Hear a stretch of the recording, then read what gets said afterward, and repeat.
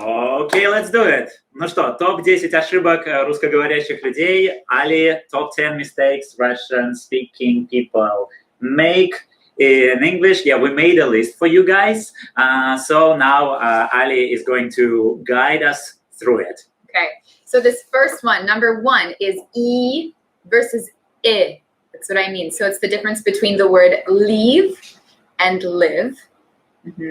Number 2, V and W, V, W. Some people can hear the difference between this, some people cannot. Let's see. So it's the difference between the word vine and wine. The next one is U, so it's the difference between the word put and put.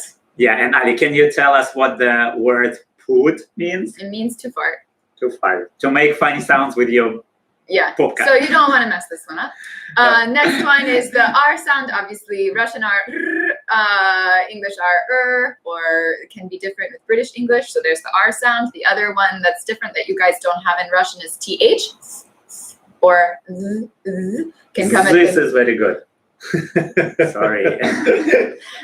Then we have ending consonants. So Russian speakers or Eastern European speakers will generally do something different at the ends of words than native English speakers. So it's the difference between the words half and have. And then versus a. This sound a is in my name, Ali. And a lot of people will say Ellie or Ollie. Let's not Ali. Say Ali. 1, 2, 3, around the world. Ali.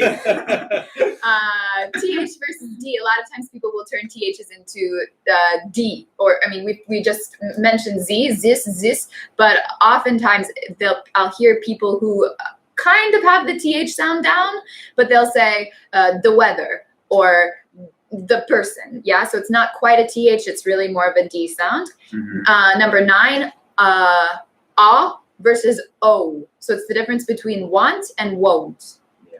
And then these things that I'm calling non-sounds, they're still sounds, non-sound shifts, but things that you can do immediately without even thinking of individual words, quick things in your rhythm, in your pitch, and your musicality to sound more like a native speaker. Any questions? Anything? У меня есть предложение, ребят. Давайте сделаем следующим образом. Мы вообще с вами планировали разобрать каждый пункт сейчас, да? Но сделаем по-другому. Смотрите, ребят, я открываю чат. Зачем? Я хочу, чтобы вы сейчас сказали, какие из этих пунктов вам кажутся особо проблемными, чтобы мы им уделили внимание. Отлично. Можно так сделать? Супер идея, да. Просто номер можете поставить. Поставьте в чат. Смотрите, вот у вас на экране сейчас есть номера и есть проблемные зоны, о которых вам рассказала Али. О чем вы бы хотели услышать больше? То есть, например, если про рычащее «р», да, там и «р», американская, там ставьте цифру 4. 5, 5, 5. Ну, конечно, TH sound. Да? Ага, да. Отлично. 5, так, давайте. А мы, соответственно, будем сейчас максимально интерактивно. 5, отлично. Пока 5 лидирует. 5 and 2, 3, 7, 9. 3, 7, 9 it's and 1, 7. 5, 9. Я уже кучу раз ошибался. It's interesting that a lot of people want 10, which is musicality, which is, I think, is the most advanced, skill. You mean non-sound? We usually do it after we talk about all the detail of the sounds. Then we talk about musicality. But probably people have good English there. Ребят говорят, слайды не видно. Давайте вот так я покажу слайды. Да. Так должно быть видно. Давайте еще раз. Мне кажется, что видно слайды. Да. Раз люди пишут, выбирают, то, наверное, да. 4, 5 у нас. So R, THS, 2 часто, да, фигурирует, VWs и немножко десяток. Говорят, что было видно.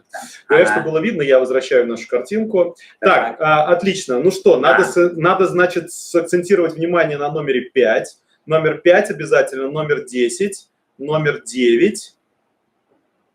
Мое ощущение 5, 2. 5, 10, 9. Сейчас мы попросим ребят подвести итоги. Ага. Окей, давайте начнем с номера 5. Номера 5 попросим Али рассказать основные сложности. Итак, я сейчас включу только видео, чтобы лучше видно Али. Окей. So we're doing THs, yeah? Here we go. Yeah. So I want everyone to just make an S sound with your mouth. Yes, we know how to do this. you have this sound. In Russian, it's very easy. Собака. There you go. Солнце. Yeah, what other sounds? What's a word in Russian that has s in it? Synergy. Synergy! Yes. Okay, and now I want everybody to go zzz with a Z sound. Zzz. Зонтик. Зима. Zont, Да. right? Да. Umbrella, yes. Да. Put your hand on your throat and feel the difference between s and zzz. Zzz. What's the difference? Wow. Vibration. Yeah, you feel one. So, Uh-huh. so these are two different sounds. And is anything changing in your mouth from s to z? Anything changing?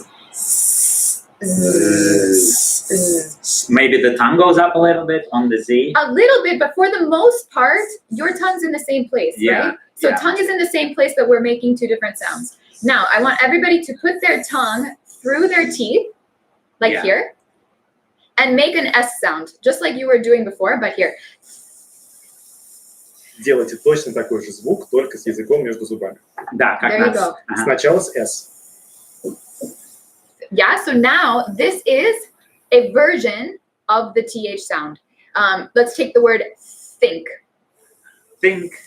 Think. That's where it is. So the wrong way to say it would be to say, I think it's a very good idea. Yeah, I to use this Z think. Yeah, or this S. The difference Yeah. is in the tongue position.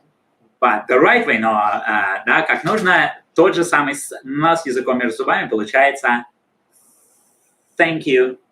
Мгм. So we can say Think. thank you. And now let's add some of the voice in. So I want everybody to put their tongue through their teeth again and make the Z sound. It's a little bit different, but again, we're adding voice, yeah?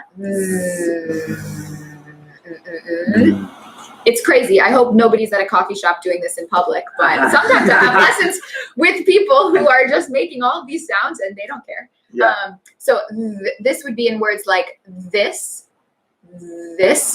or This. there. Again, it's about the tongue position. You don't have to be all the way through. Some Americans will make this sound like or that. Yeah, not necessary, but you do want it to be about half an inch out. I guess I should speak in metric terms. Like 2 meters. Is fine. 2, 3 meters. No. Just a little bit. You don't want it to ever be behind the teeth. Не более сантиметр, не более чем на сантиметр. Примерно. So you can practice this with a mirror. If you look at yourself in the mirror, and when I'm in Zoom chat with people, you can see. You want to really make sure that it doesn't look like this, but that it looks like this. Or, yeah, cool. Uh-huh. All right, let's talk about R, my favorite one. Ruh. Okay. R. So what happens? Sounds like a tiger. Yes. Yes. So I want you. Okay, Fyodor, make an E sound. E. Yeah. E. What's happening with your tongue when you do E? E. Like, E. what's the difference between when your tongue is resting, just normal resting tongue, and E? What changes? E. It goes up a little bit, It goes and up. it gets a little more, like it gets tighter. Yeah. This tension. Yeah. Feel this E. It's like E. I feel my tongue. If this is my tongue, I feel my tongue pulling back and sort of tense and pushing against my back teeth a little bit. Yeah. Mhm. E. Yeah. So this is the position of the tongue in the English R sound. The only difference is that we also bring in lip rounding. Yeah, we round our R. So I want everybody to say the word ear. Ear.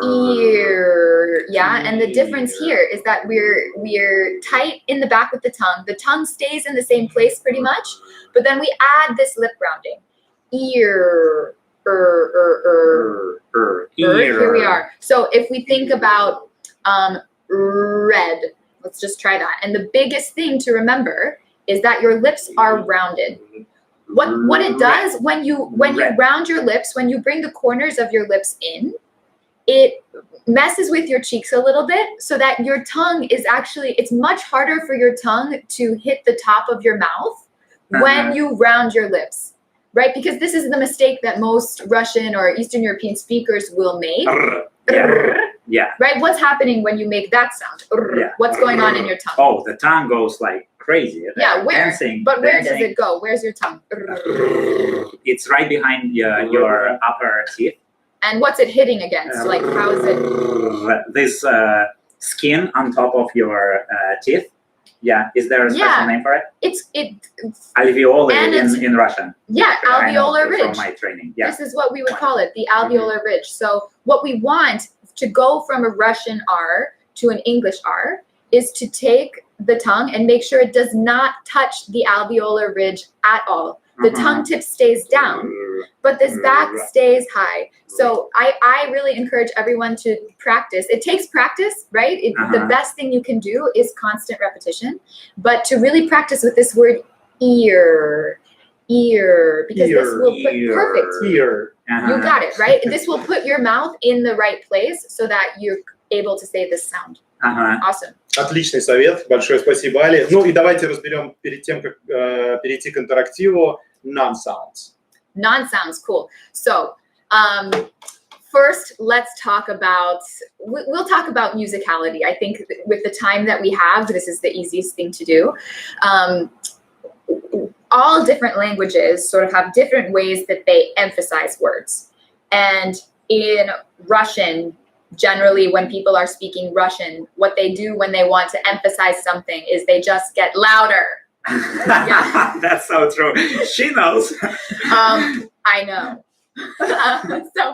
So we do this in English as well, but generally the Russian pitch variation stays in this sort of more monotone situation, and we go down at the end. So we're speaking, and we go down, and blah blah blah blah blah blah blah blah blah blah blah blah blah.